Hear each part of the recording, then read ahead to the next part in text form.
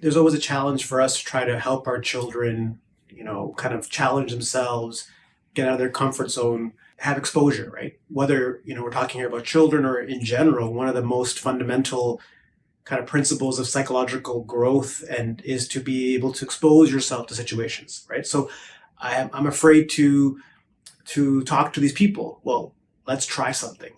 And then when you try to realize your fear of the outcome is necessarily not matching with the reality of the outcome. So that's clearly the case where we want to help our children or our loved ones or people in our lives, push themselves. And the gentle navigation there is between pushing them and gently challenging them, but also not making them feel that they're being forced or coerced, right? There's no perfect science in that. I think that the middle ground there would be to think about it in a form of a stepwise approach. Okay, so if my goal is to have my child go swimming, that's the ultimate goal, right?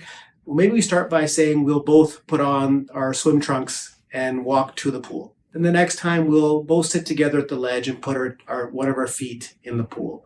And then et cetera, and you build up versus the idea of saying, okay, I'm going to just throw you in the water and hope for the best. Now, that could work for some kids, but you also have to know your child's disposition and also know your own part in that. So the idea here is to really take the time to understand what the goal is. And of course, this is important as parents and as people, like, is it my goal or their goal? And if it's their goal, then to work with them in a systematic way, to gently build up the exposure, to get the reinforcement from the experience, to help them see that they can do it, they have a sense of efficacy, and then to take the next step, and the next step.